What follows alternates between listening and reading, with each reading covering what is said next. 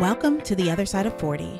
My name is April Grant, and I'm here to help women make positive changes with their lives after the age of 40. Let the Other Side of 40 become your community to find inspiration and support to start the next chapter of your life.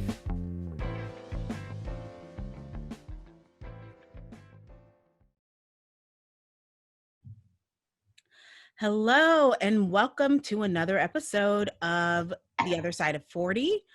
Today, I have Tessie Watts, and Tessie Watts is a transformational leader and speaker who believes in the power of whole vision leadership.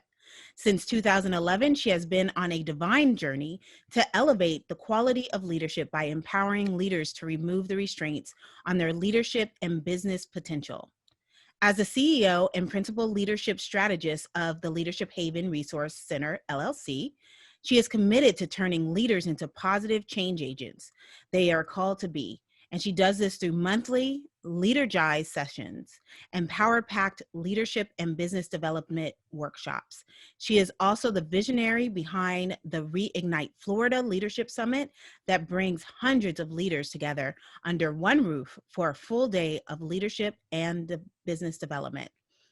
Tessie's goal is to reach and empower as many leaders as possible, believing there is no leader alive that cannot benefit from her no-holds-barred training style that promotes transparency, truth, and self-awareness. Tessie's personal mantra is, there's no need for human co-signers on what was divinely given. She is thankful for every opportunity to co-power others and to share her life's mission on how fulfilling life can be when you are intentional at leading on purpose. Woo! That was a whole mouthful, and I didn't stumble a lot, so I'm very proud of myself. No, good job. Good job. Oh man, when you get out of, public reading, which is different than Yep. public speaking, Right. it's definitely something that you have to get used to. And so, Yeah. I try to practice a couple times before I go live. Yep. But anyway, let's get started. What is your awakening moment? Tell us about it. Okay. So thank you, April. First, just let me say thank you. I'm so excited to be here. This is, I can't say it's my first podcast. I think I've done some in the past, but it was the same way, video and podcast. So I'm excited. I'm excited for you because this is great. I love all the segments that I've heard so far. So let's see, just like a lot of your other speakers that you had on, many of them talked about having multiple awakening moments. Mm-hmm. And for me, I will say that my awakening moment is directly connected to this person that I am. And I am a planner by nature. I planned everything out. And I say it was around the age of 40 that I realized that there was a much bigger plan in motion, much bigger than I could even imagine. And I had to learn around that time to just ride the wave because I was going against it. I was not riding the wave. And because again, my very nature says that you are to plan, plan, plan. And I literally planned my life. I would say I was probably maybe 15 or so. I planned like the next 50 years of my life. I mean, I planned it out to the letter.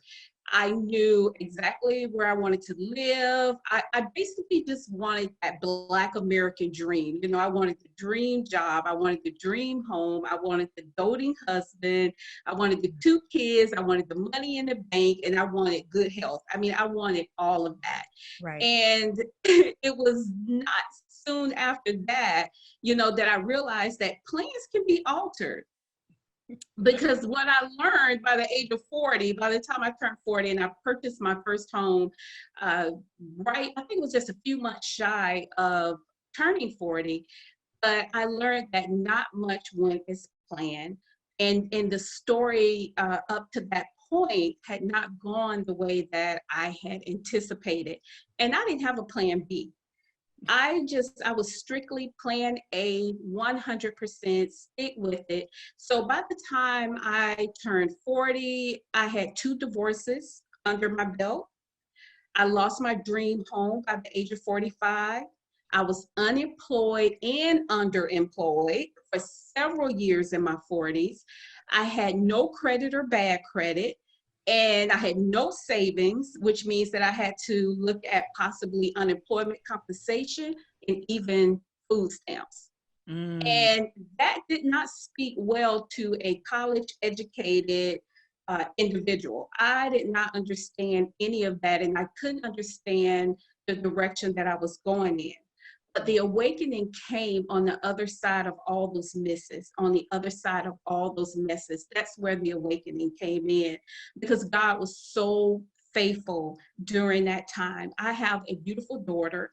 She's 26 years old and right now, and we have an amazing relationship. So no, I didn't get the two kids, but I got the one kid, and she is stellar. I mean, I tell people all the time, like, it gets better with time. Like when you're bringing your kids up, it gets better with time. She's so amazing. But again, like I said, I learned that God was faithful. I learned that His plan was far better than anything that I could have ever planned. And one of the things that it showed me was that all of my planning had nothing to do with showing who I really was. mm, And it had nothing to do with showing how resilient I was, how I could endure, it, how my perception of what a perfect life was. It didn't have anything to do with showing who I really was as an individual. And so what I did was just learn to ride the wave. I learned to ride the wave and say, you know what, things didn't go as planned. I may not have that dream home, but you gave me a much better home later on. The marriages, yes, they broke up again, but again, if I look back on it, they were probably relationships I never should have been in the first mm. place. And so I didn't want to own up to that, but I had to, because again, it was about showing me who I was, the type of person that I was, just how I could really endure. And now, so here I am at 52 years old. I wake up every morning and I say, so what are we up to today, God? That's just what I say. It's no longer get your agenda out, test and start planning. I'm like, what are we up to today, Yeah. God? What are we up to? What are we going to do? I'm not on this journey by myself. And as I started to work with leaders, it was about letting them know that you're not in this alone. As leaders, people see you here, they see Mhm. you at the top, but yet they don't realize that up there is pretty lonely up at the top. It really is. But you're not in this alone. And that's why I developed the Leadership Haven Resource Center, because I wanted to have a safe haven, a safe place where leaders can go to and they can, expose all of this stuff that I just exposed about my life, about what I went through. And they can expose and they can do it in a safe environment where it's judgment free and where we can really grow together, because we're not in this journey alone. So that's my No. awakening moment. Yeah.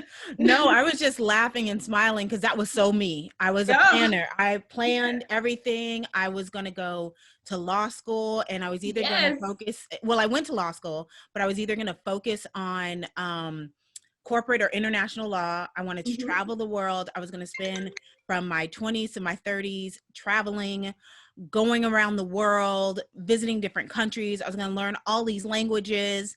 And I got pregnant in law school. Mm. And I realized that for my life, the way I grew up, I didn't want to give that to my son. I wanted to give him a stable place. I wanted to stay focused and stay together and not be a workaholic. My Right. mom used to work a lot. I didn't want to be a workaholic. So I changed from even going down the lawyer path because I didn't pass the bar the first time I took it. But I needed to feed him. So I needed to go to work, and the work that I was getting was good, but many, many, many, many, many hours. Mm-hmm. And I didn't like that. And so, we lost our second son. Our second son passed away. But when we started talking about having more kids, that was the first thing. I was like, gotta be home, gotta be focused, gotta, be able to give her my all, or I know she's a she now, but give the baby my all. And it's been super hard for me to adjust to not plan. I mean, Yes. still Yes. still, this is 17 years later, and I still focus. Like, I sit down and I'll write out all these goals and all these plans and how to do it. And then I get to the end of the day and I didn't accomplish things. And then I beat myself up Mm, and I tell myself I can't, what am I doing? But thankfully, kind of early in the summer, I ended up taking this course where you actually have to track what you're doing, right. but you have to track not just the work stuff, but the other stuff too. So, like, how much time I was spending with the kids, how much time I was spending cleaning, Mm, how much time I was spending even watching TV. Because once I did that, I actually tracked and saw how much I could actually accomplish in a day, what was right, reasonable. Because right. especially dealing with the kids being home virtual learning, you got to deal with them. Oh, So, yes. you could Yes, say yes. you have a bunch of things to do, but if you got to stop because they're not paying attention in class, then you got to stop your work. Right. So, I'm Yeah. still adjusting to that. So, Yeah, yeah, and it is an adjustment, and that's why I said I'm a planner by nature.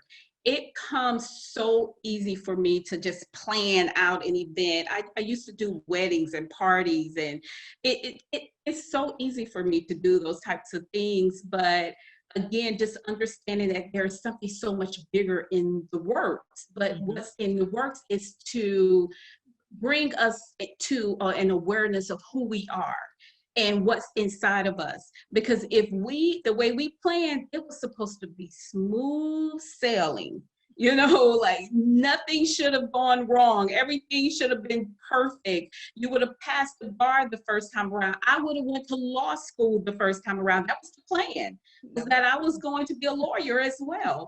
And none of that happened, and I definitely never saw myself getting a divorce, and let alone two divorces, but it still happened. But I'm thankful for every one of the obstacles, every one of the issues, because again, I would have never known how resilient I was. I would have never known how to persevere.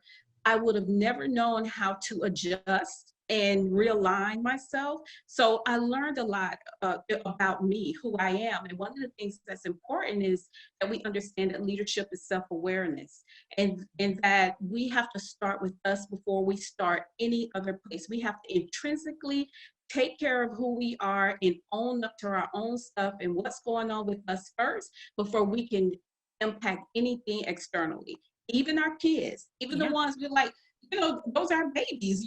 We just feel like we know what we're doing. We feel like that. But in reality, we have to just take a step back and say, you know what, this might be a little bigger than me. I may have to bring in some help, yeah, or I may have to adjust some things. But be okay with doing that. I always tell people we're adults. Make the decision and live with it. I can't. I have a hard time with people who struggle a lot with their decisions and so forth, as if someone is judging them. And I stop and I say, aren't you an adult?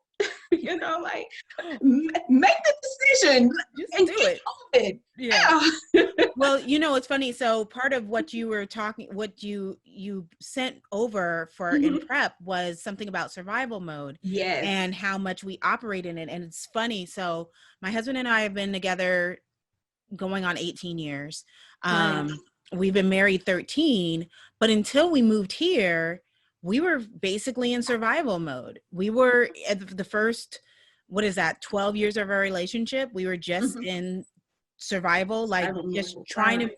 make things make things happen, right? Right. So Right. Right. I wasn't ready. We weren't ready to have kids. He's 2 years younger than me. So I'm Mhm. graduating law school at 25. He's Mm. 23. He's across the country, still going to school. He moves to California and he's an aerospace engineer, which is sounds fantastical, except for the jobs are super limited because Mm. you have to find Right. a company that needs aerospace engineering.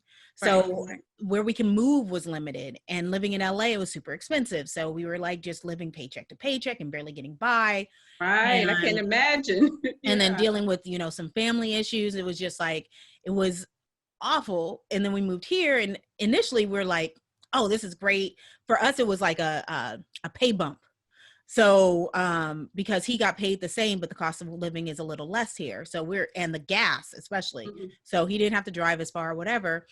And here we go.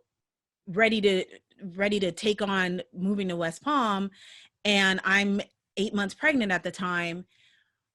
I didn't we never thought, and things, people just don't talk about these things. So I never Right. even thought about my insurance not covering Mm, everything. So in right. California, we paid $500 a kid. Like Okay. everything, like co-pays were covered, all your appointments are covered, and you basically pay 500 when you go to the hospital to give birth. That's it. Hmm. Right. Right. It's all we paid. Here, Uh, everything was out of pocket, and hmm. because our deductible was so high, our deductible was 5 grand a person. It would ended up being 10 grand for me and my daughter out of pocket cash, and we were insured. And I'm like, how does this happen? So of course we didn't Right. plan for that. So we're trying to figure out where to put, Exactly. how to pay these medical bills, and everything else gets pushed to the side because having that extra debt just wasn't helpful. Um, so I just say that I understand living in I say all that Yeah. to And say I yeah. Yeah. understand living in survival mode. And then Right. when I finally settled down, which is kind of where this podcast came from, was kind of reassessing the life and figuring out, what do I actually want? Because I've Right. lived in survival for so long, I don't even know what I want anymore. I didn't even know what I like. I still don't even know. I'm still trying to figure that out. What I like, what I want, what direction I want to go in. And but because you talk about survival mode, I'd love for you to talk more about it. Right. Right. Right. First, it's a process. It's definitely a process, but basically what the first thing you mentioned was that you and your husband were in survival mode, and one of the examples of survival mode is being more reactionary instead of proactive. Yep. So you all were just waiting for something to happen and you would just react to it instead of being proactive, instead of having aligning everything. You thought you had everything in order and you thought everything was fine, then you found yourself constantly just being reactionary, waiting for something to happen, and then you respond. And when we get to the mindset of being in survival mode, and I just recently got out of a situation of survival mode, I can recognize it when it's coming. I recognize when it's on its way. And one of the things about survival mode is that you're constantly anticipating problems. Yes. But if you're in a strategic mode, you're thinking about opportunities. So Mm, that's one way to realize and understand where you are in the process. Am I in a situation where I'm operating in constant survival mode? Because again, survival mode means that I am just waiting for the ball to drop. I am waiting for the crap to hit the fan. yeah. And then I have to do what? I have to react to it. Yep. But instead, if I was thinking strategically, understanding that things will change, things will alter, uh, I, I can be more proactive in my response. I can prepare my children. I can prepare my husband. We can prepare for these things. We can get ourselves ready for this. But survival mode, what it does is it doesn't allow you to get there. Yeah. Survival mode doesn't allow you to plan, and neither does it allow you to progress. Right. And so if we're planners and we're always thinking about the next step, can you imagine being in survival mode? Man, it takes you out of your element quickly. And so what I decided was just to take a look at the shift. What does it take to take a shift from being in survival mode to being in more of a strategic way of thinking, to be more of a strategic way of thinking? And the Before we get first, before we mhm, get that deep, can we back up just a touch and sure. let people know, how do you even recognize you're in survival mode? Oh But yes, before oh you yes, even shift to getting out of it, how do you right. recognize that season's happening for you? Right, right, right. So survival mode, it says when you're looking at yourself, just do a quick little inventory. If you find yourself in a place of struggle, you find yourself in a place where a lot of things are confused, or you just can't make sense of what's happening, you're Mm, possibly in survival mode. okay. And or you're in a situation or an environment that doesn't speak to you, you're pretty much out of your element. Mm, So like for me, I am I come up with a lot of ideas, so I'm very creative. I can come up with ideas. If I find myself completely stunned, where I cannot come up with one idea, one concept, solve a problem, I begin to look at what's going on around me because I'm possibly in survival mode. It is stunning who I am as an individual. It's stopping my creativity. It's not allowing me to make sense of what's going on around me. And then I sit and I wait and I anticipate what's about to happen. You're constantly anticipating that. That's how you know you're in survival mode. When you just can't make sense of what's happening around you, when it's really not speaking to who you are as an individual. And that could be an environment or it can be a person. You could be around a person that shifts you into survival mode. Like, how do you change who you are when this person comes around? Before that person walks in the room, you're probably excited and you find yourself just engaging situations and just having a lot of fun living life. You're just having a good time. As soon as that person finds themselves in your presence, you find yourself feeling pressed down. You find yourself feeling like you're struggling. You can't come up with an idea. One thing too is you're just making mistakes. You make mistakes. Just you're like, why did I just make that mistake? What just happened here? You find yourself making just simple mistakes, things that things that come easy for you, but this person is taking you out of an element. And that's how you know you're in survival mode. Another thing is looking at what it does to your body. I have, and one of the steps is about recognizing our gauges that we have, our internal and external gauges. And I have internal gauges that tell me when I'm in survival mode. I get a tension down the side of my neck, and I cannot turn to the left, I can't turn to the right, and it is debilitating. It is debilitating, and that's when I know something is wrong. And people say, oh, that's just stress, or you just may need to stretch. But no, to me, it's a gauge. It's a gauge because survival mode it awakens stress hormones like cortisol and adrenaline. It awakens those things in you. And therefore, you find yourself, like I said, being more reactionary opposed to being proactive. So those are ways to understand that you're in survival mode because of what it can do to you physically, as well as emotionally, as well as how it takes you out of your element. It takes you away from who you really are.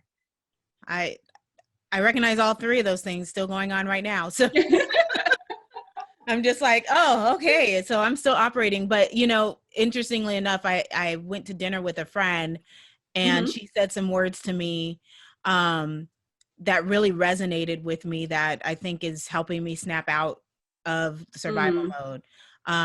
Things that I just, again, recognizing, Right. I mean, until you said that, I never thought it was survival mode, but now that I put all this together and when you talk about divinely led, I really feel like there are certain things that just come together.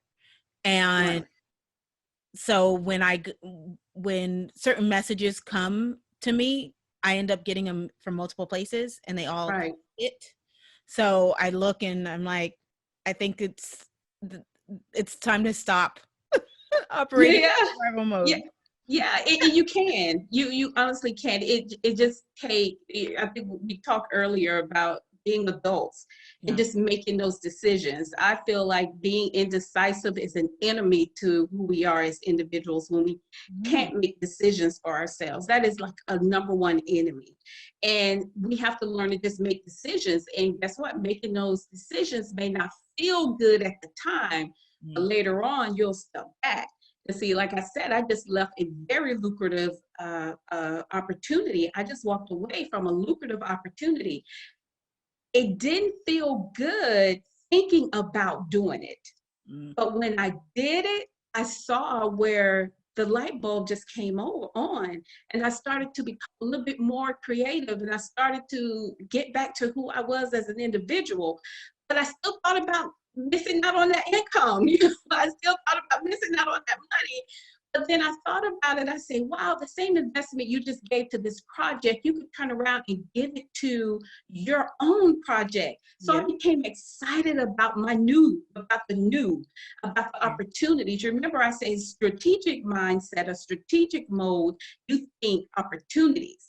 Right. Survival mode, you think problems and issues. So I just began to just shift my way of thinking and processing. Okay, so now let's go back to how you start to alter out of survival mode and get back Right. to yourself. Exactly. Exactly. The first step is to take a step back. That's the first step. And I basically look at that as being more of an ask and answer type segment that you take yourself through. Just start asking yourself a series of questions. One question is, how did you get here? How did I get here? Or what was going on or not going on in my life that led me to this point? You want to start asking and answering these questions. You want to put yourself in a place where you start taking inventory. So you take a step back and you begin to look at what's in front of you. And when I say what's in front of you, you're looking at that situation. Right. How did I get here? Mm-hmm. How did I get into survival mode? And you begin, like I said, you ask and then you answer. Here's another question. What were your expectations? Okay. What were your expectations when you stepped into that role? What things were you or are you ignoring or tolerating? Because one of the things that we do is we begin to start ignoring what's really going on. So again, what things are you ignoring? Are you ignoring something that's happening every day? And when it happens, it just places you in just an uncomfortable place. Yeah. Are you tolerating some things from people or individuals or situations that just don't really speak to you as an individual? And I'll mention it later, but I just had a job where I just tolerated the politics. Yeah. I tolerated the politics and it was wearing on me as an individual. I found myself getting off the interstate and heading to the hospital, and they kept me in the hospital for 2 days because I had tolerated the politics and I knew it spoke against everything who I was. And Mm. so we have to get to a place that we find out what things am I tolerating that don't speak to who I am as an individual. And then here's the other one is, would this be an option if you had other options? Oh, that's deep. Yeah. Would this be an option if you had other options? Because a lot of us are stuck in these survival situations, in this survival mindset, because we feel like we don't have any options. We feel like we don't have any way out. And you always have options. Mhm. You always have options, but some options may require a little bit more sacrifice, but you always have options. And just a quick story, I just asked that question to a friend of mine last night. I was like, she has started like the online dating. Okay. And that's well within her right, and she's enjoying it as long as she keeps it as entertainment. I said it's entertainment, just and Yeah. have fun. But the guy that she was interacting with, he basically just kind of pushed her aside. They talked for a few minutes, then he pushed her aside. And she started feeling some kind of way about it. And I'm listening to her say this, and I took her back to our first conversation when she first interacted with this individual. She said that he was not her type. She wasn't sure how far it was going to go. Right. And I was like, okay. I reminded her that she said that. Mhm. But when he flipped the script on her and he started pushing back, and she really wasn't his type, she couldn't handle it. And I said to her, would he have been an option if you had other options? And it was a resounding no. No, no, he would not have been an option. So why are you taking this to heart then? Yeah. Why are you taking this to heart? You have options. Go back and look at the options that you have. You are out of your element now. Get back in your element. And in her mindset, when you're meeting someone or you're single, and at our age, honestly, I enjoy single life like you wouldn't imagine. But I love every minute of it. But you find a lot of people who are really, they feel Who like wants this it? is it. This is it. Yeah, I gotta have somebody. I gotta have somebody. And that's pretty much where she is, where she was with that. But guess what? Now she's in a better place because she realized that she literally limited her options. And she does have other options. Well, it's funny because on some respects I do that. So I had kind of like the mini interview from a recruiter right before this phone call, Uh-huh. possibly going back to work.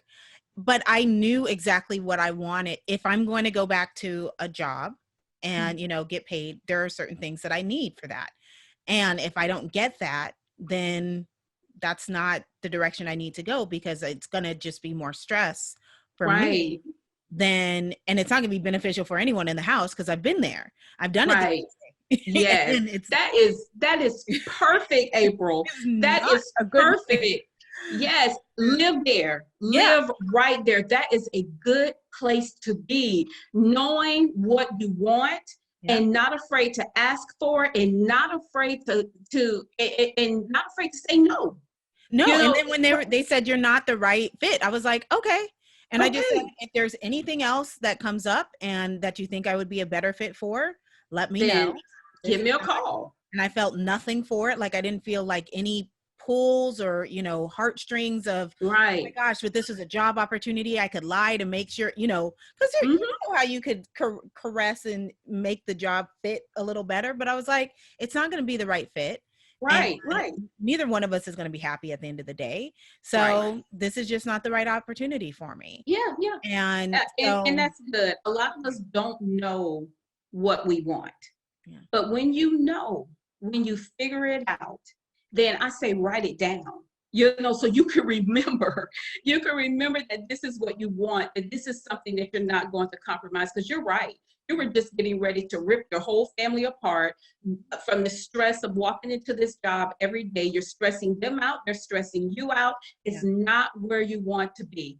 I always say, wait it out if you can, to find that one area that speaks directly to you, Yeah. that speaks to who you are, because that's when you're your best person. That's when you're the best you. That's when you become the best you, when you find yourself in your element, in your zone. So, I mean, that was the thing. It was, but for some reason, it's like weird because I can do it for that. Like when Right. someone's presenting me like certain job offers, but then there's other places I can't. But I like that question Hmm. of, if there were any other opportunities, would this be on the table? Yeah, Because would I it be on think the that table? that clears up a lot of Yes, other yes, it things does. that have been lingering along the outside, other opportunities that I kind of, I'm diving into here and diving into there, some freelance work. And Right, some I really like, and some I kind of don't. And I've been playing with it, making the decision, going to making the decision. And I've been playing with the decision. I haven't made the decision. right, And right. I'm like, that question really brings into light a lot of um the opposite of confusion. What is it? Can't think of it. Oh, clarity, Clarity. That's clarity, that's the word I'm thinking of. clarity. It brings a lot of clarity, because I'm Yeah, like, yeah. no, I probably wouldn't do this if there were other opportunities. I wouldn't. I don't. I mean, I'm good at it, but Right, not really anything that I get excited for. And I just feel at this point that if I'm going to get something, I want to enjoy it. right, right. And goes back to the show. That's the other side of 40. Yeah. That's the other side of 40. We know what it is that we want, Yeah. but a lot of us have compromised that, and we have put it on the back burner just to meet some need that could probably go unmet for Yeah. a little longer if we just made a few little sacrifices. Yeah. It's all to it, just a few little sacrifices. So yeah, so that's the taking a step back is the first step. The next one is challenging yourself with the truth.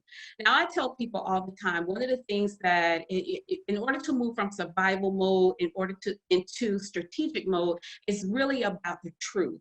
What is the truth of the matter? And I tell people all the time, one thing I will not do is lie to myself. I will not lie to myself. I tell me the truth about everything.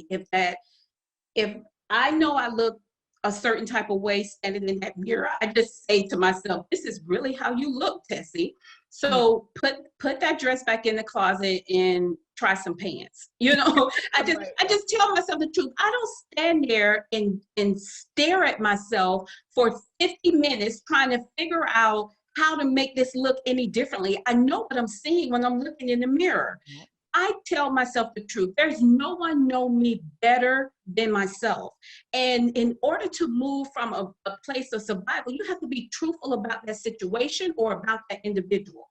You have to be truthful about what's happening around you. And it does not mean that you have to blurt it out, but you're just being truthful to yourself because it starts inside. It Right. starts inside like, wow, I took this opportunity and I regret it. I hate waking up every day and people might say to you, but you're making a lot of money. Yeah. I understand. Yes, I'm making a lot of money, but I never should have took this opportunity. I never should have stepped in. And here's the other thing. I took it because I was fearful. Yeah. I was scared. There's That's why I something took this up. Mhm. there's something there's some security and safety in that paycheck. Right, You're like, right. I have a place to go. I Mhm. know they're going to pay me as long as I show up and I do the work. Yes. Um, Mhm. and I just have to do that. Even if it Right, eats at your soul that you don't want to do it, you don't right. like the people, you don't particularly even like the work, but you can do it. Mhm. Right, And right, to step away from that means that you're going to have to rely on yourself or something else or right, an right. opportunity that's out there that you haven't been presented with. Exactly, And that's exactly. unknowing. Yeah, yeah. And we don't like not knowing. No. We don't like not knowing. But again, we have to pay attention to what's happening around us, and we have to be truthful about it. Mhm. And that's the thing. Tell yourself the truth. I am in this job for the check. Yeah. I am in this situation for the check, or I am in this situation because I am just too afraid Yeah. to walk away, or I really don't know what it is that I want to do. I don't have any answers. We have to just be truthful with ourselves instead of what is it? Projecting or reflecting or putting it off on someone else. I don't know if I'm saying the right word, but we just have this way of making it about someone else. Well, if it wasn't for my children, I wouldn't have to take this job. If it wasn't for my Mm. husband standing over me, wondering when I'm going to bring a check in, I wouldn't be stuck in this job that I hate. We just put it off on someone else when you just take it full, bring it back, bring it home, and start with yourself. Be truthful with yourself. Because I said, truth is about embracing is about acceptance, and acceptance is about adequacy. So when you're truthful with yourself, you begin to embrace who you are as an individual. And when you embrace yourself, you begin to accept yourself. And every time you accept yourself, you will know that you're more than enough, that you're adequate. And what I mean by that is you don't have to settle. You just may need to sacrifice a little. And I can't put that word out enough. You have to learn to sacrifice a little in order to have that thing that speaks to who you are. I said they say the greatest horror in life is an individual who does not live to their fullest capacity, to their fullest ability. And that's because we spend so many years doing other people's things and following other people's missions and other people's visions, totally ignoring that we were given one of our own. Now, that doesn't necessarily mean that you have to have your own business. It just means that in whatever environment that you're in, you're being your true self and you're not making any apologies for it. So we have to learn to be truthful with ourselves. So we take a step back by asking ourselves questions, and then we take a step forward by challenging ourselves with the truth. So you said something that resonated with me on one hand. On the other hand, I could hear someone asking, what if you already feel like you're sacrificing and you're asking us to sacrifice more to fulfill the dream or have that Right. satisfaction? Is that what you're asking us to do more? Right, right. So when we look at sacrifices, we feel like when we think about sacrifice, and I understand what you're saying with that question, it's from the aspect of I am sacrificing what I want in order to give somebody else what they want. Yes. That's how we think when we think sacrifice. Yeah. I'm not asking you to do that type of sacrifice. I'm telling you right now to be a little selfish and think about you now. What do you need to sacrifice in order, and you said it, to live out that vision, to live out that dream of yours? What do you need to sacrifice? Not that you have to, it could be, one example was a young lady who, and I love her story of sacrifice, and I'll tell it real quickly. She told her husband, I want to start my own job. I want to start my own business. I want to branch out on my own. I want to be out here and I want to, whatever her business was. Mhm. He told her, he said, well, the first thing you have to do is prove that we can live off my income alone for 1 year. You Okay. have to prove that we can live off my income for 1 year. Now, she took inventory. She looked in her closet. She saw all the Louis Vuittons and all the red bottom shoes and all of the Dooney Burks and everything you could think of, Michael Kors. She looked at her kids and she saw how well dressed and how they were involved in so many activities. Like they were on this basketball team and then this traveling basketball team, and they were doing so much. And she was driving the best car that her dream car. She was in her dream car. They were living in their dream home. She knew her income had a lot to do with where they were financially. Right. But she knew in her heart she wanted to start her own business. Going to work every day was literally, it was just like walking into a gas chamber. She hated being in that situation. So her husband, instead of saying no, he just says, let's take this for a year. So he gave her a year that she had to prove. So she started doing what? She started selling a lot of her stuff online. She didn't need that many Louis Vuitton bags. So she started selling things online. She told her kids that they had to take one team, and that was the team they was going to be on for the year. She sacrificed. They ate in. They had more family events to go on inside of the home instead of outside or traveling. They went on one trip instead of 3 trips a year. Mm. She made some sacrifices in order to be able to live her vision, to live her dream. At the 1 year mark, before she could say anything to her husband, because he was watching, Right. at the 1 year mark, he walked in and said, go ahead and give them your notice. Because they Wow. lived off his income alone. She saved her income for that entire year, which was the seed money in order to build her business. That's And beautiful. she has never gone back to work for anyone else ever again. Because she knew she had to make personal sacrifices in order to be able to live that dream that she wants. So when I say sacrifice, I just mean, for you, what do you need to do? What do you need to give up? Like no one would imagine. She did say one of the things, she gave up her dream car, and they went to one car. And so that was an ultimate sacrifice. But guess what? It was when she looked at her bank account and saw that she was All that able money. to bank. Yeah. Yeah. And so Mm. again, I understand we do sacrifice a lot, but we sacrifice for other people. I'm asking you to sacrifice for yourself in order to be able to do what you need to do. All right. So we've gone through sacrificing. What's the next step? Right. So the next one is take inventory. And we talked about this earlier of your emotional as well as your physical gauges. And I talked about how I have this pain that goes down the side of my neck. And people are like, oh, that's stress. But why am I stressed? I have to pay attention to that. We have to pay attention to what's happening in our bodies and in our psyche. If you're walking in the house every day and you're just frustrated with your family for no reason, they're just sitting there. They always sit there. But you're just so worked up. You have to figure out, what did I just leave that would cause me to be so frustrated when I walk in the house? Or Just sit there. to, yeah, they're just sitting there. And they're like, Mom, we always sit here. But something happened on the outside.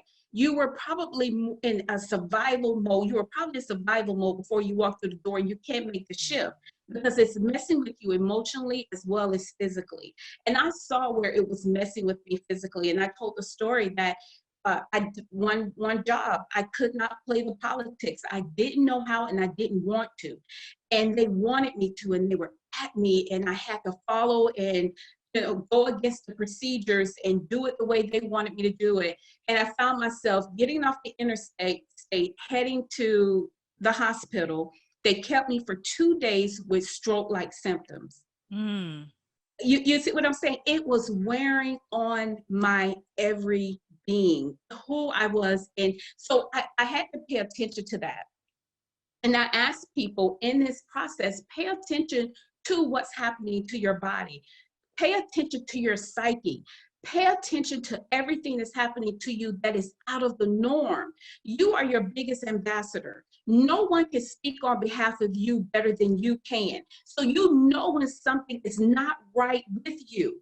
And it could be because something is not going on okay around you. Yeah. And you need to pay attention to that. Producing the hormones, I talked about cortisol and adrenaline, that when you're in a stressful situation, producing those hormones is fine for a certain period of time, for if a dog is chasing you and you need to run and you need to respond, but not all the time. You shouldn't always be in a fight, flight, or freeze mode all the time. Yeah. And I found myself in situations where I was in that mode all the time. And it was wearing on who I was. You gain weight, especially in your stomach area. You have digestive issues. You have heart issues. You have all of these issues. And I'm not saying it's always being in survival mode or it's stress all the time, but think about it. When you're around your loved ones and your family, you feel okay.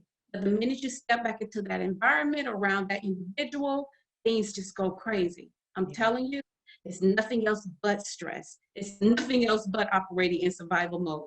Oh no, there's a couple of situations that I stepped away from because of that same, and that's the thing. It wasn't like my relationship with my spouse. It was extra things that I was doing. And Right. I ended up stepping away with the anticipation of resuming. And then I realized how stress-free I was. Right. The load was lighter. And it Yeah. wasn't just the work, because I enjoyed the work so much. It Right. was going there. It was the people. It was a lot of politics. And that's just not fun. I don't No. like playing politics. I like being honest with people. I like being Right. open and upfront. I like, I personally just like telling people to their face, like, how I feel. And I don't have any problem with them doing the same to me. Exactly. I don't like people going to talk to a third party and then it's coming to me as well, you should fix this and you should fix this. And I'm like, well, they're that bold to say it. Why don't they just tell me? Because I was in the same room with these people. So it's not like I never came across them, but right. So you could have just said it when I was standing there, but you didn't say it when I was standing there. You waited till I left. Right. And I tell you, I think it was Maya Angelou who says, when people show you who they are, believe them. But we tend to want to project or put things on people that they're not even trying to live up to.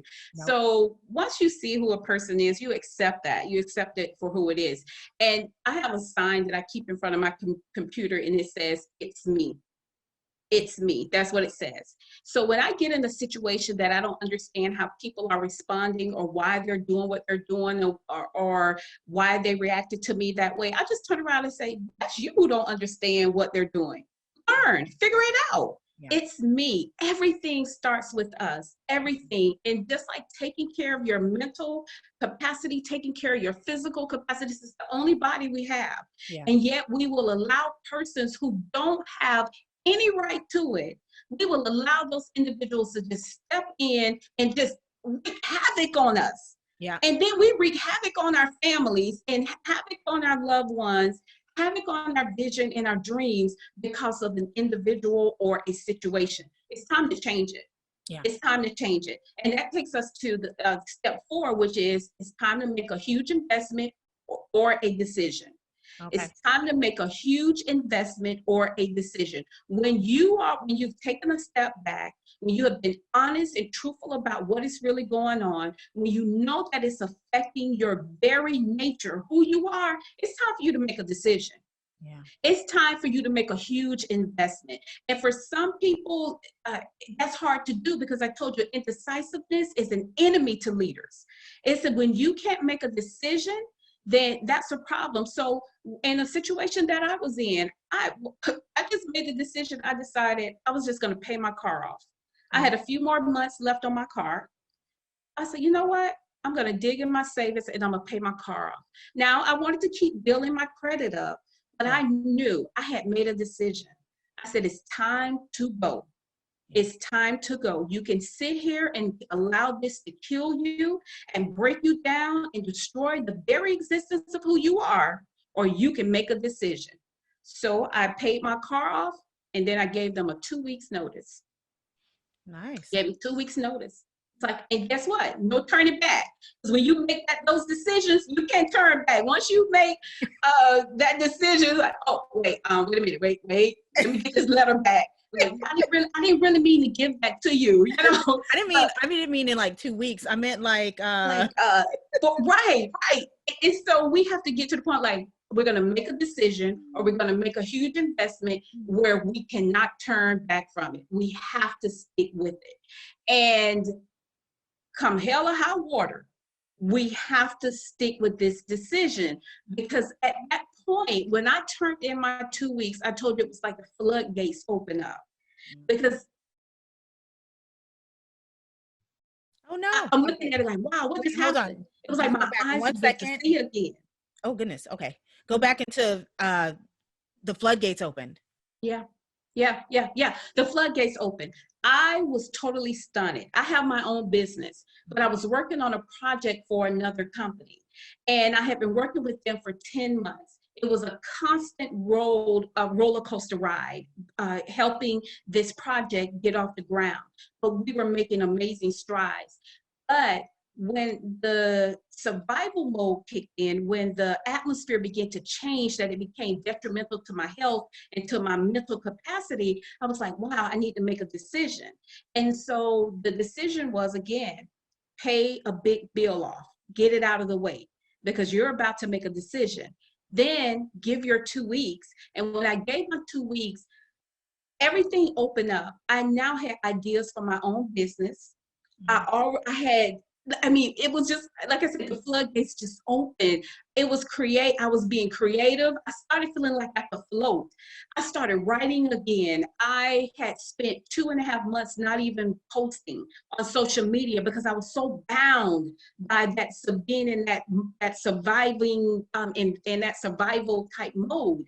And I was so bound by that I couldn't even be creative. And I told you, I'm a person that's very creative. I can come up with something on a whim. Just give it to me, Tessie, or bring out something great. But I couldn't do that. I had no capacity to do that because of the mode that I was in. I was always anticipating the next problem, the next thing that I had to respond to. But when I let it go, it was like the floodgates just opened up. And I was like, wow, this is amazing. This is amazing. And I haven't looked back. I have not looked back. It has been an eye opener for me. And what I told myself, and that goes to the last step, and we'll move to the last one, make yourself a promise. Make yourself a promise. We make promises every day to people. We promise our kids we're going to do this. We promise our hubbies we're going to do that. We promise our coworkers we're going to show up and be there for them. We make promises to everyone, and we do our very best to fulfill that promise. But yet we totally leave ourselves out. We don't make ourselves promises. And if we do, we rarely work as hard to keep that promise to ourselves as we do to other people. Mm-hmm. I made a promise to myself in December of 2019. It was right before my summit, that I was going to never feel like an employee again, even if I was an employee, but I would never feel like an employee again. I made that promise to myself. Very soon after making that promise, I found myself in another situation. I was immediately pulled back in to an employee's role.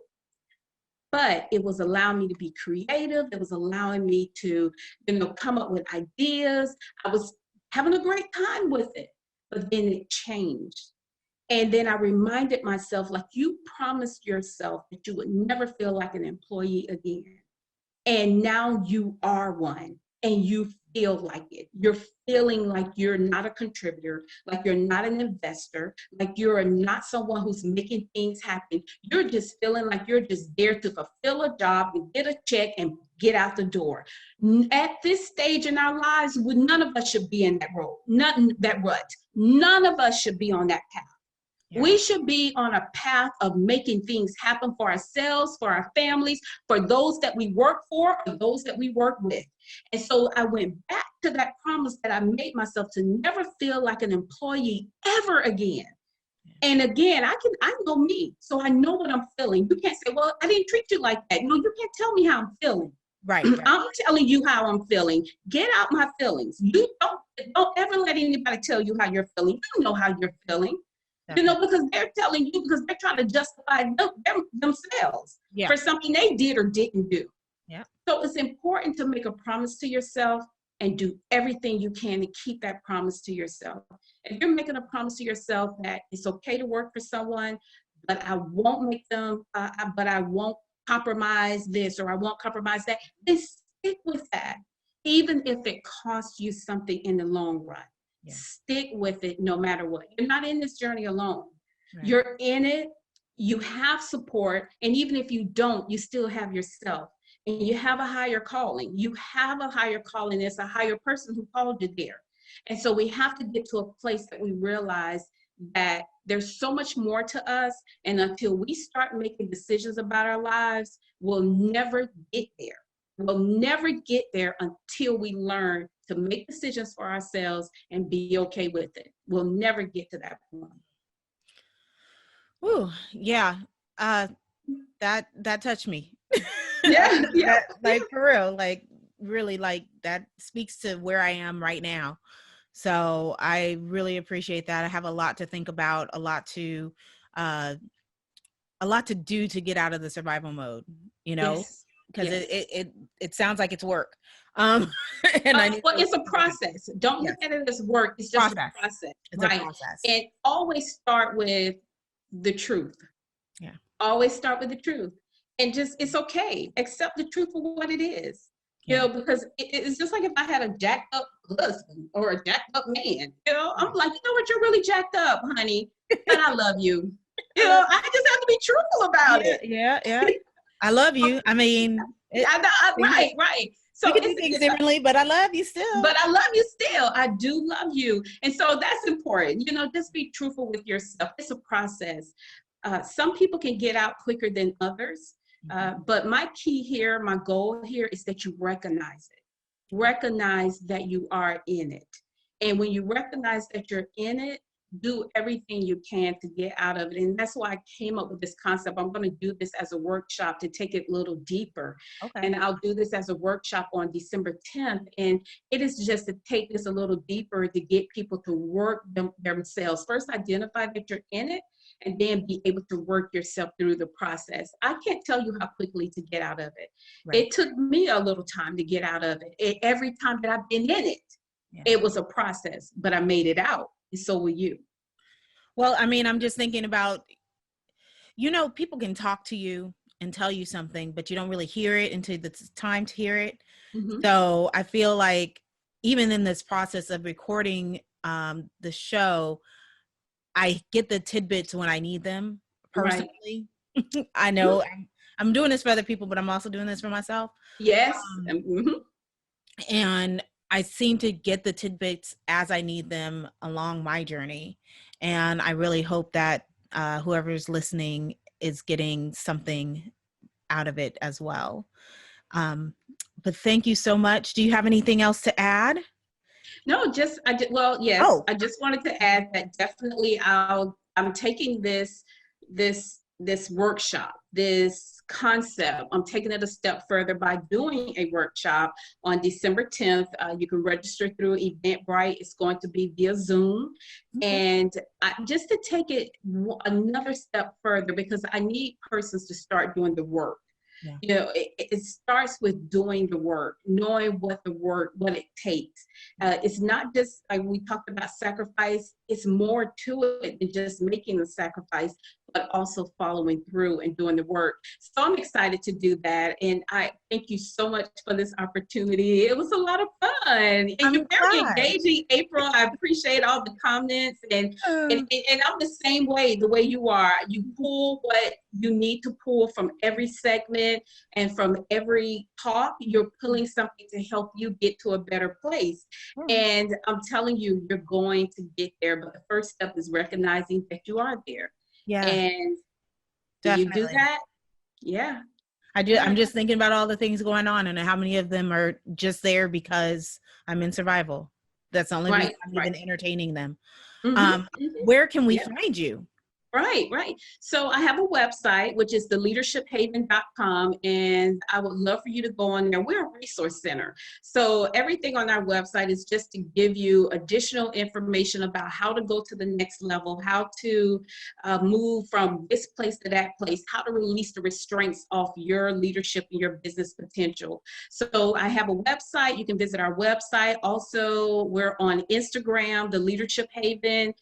We have a Facebook group that we're very busy in doing a lot of different things, which is the Leadership Haven Enrichment Academy for Leaders, Heal, because I strongly believe that when leaders heal, we all heal. So I would love for you to join that group. And we also have a business page, the Leadership Haven Resource Center with leadership strategist Tessie Watts. So that's our Facebook page as well. So we're on all the social media handles. I'm not as active on Twitter, but I am on Twitter at the Leadership Haven. But again, we are on all the social medias. But I would encourage everyone to go to our website and also read about the 2020 Reignite Florida Leadership Summit. All And right. so that's coming up on December 10th through the 12th. And we have some amazing things that'll be coming up. It'll be via online, so it's free for everyone to attend. And so we're going to have a great time with that as well. So that's coming up December 10th through the 12th, the Reignite Florida Leadership Summit. All right. Thank you so much. Thank you. Thank you for listening to today's episode of The Other Side of 40. You can find us at our site, theothersideof40.com, and on Pinterest, Instagram, Twitter, and Facebook at Other Side 40.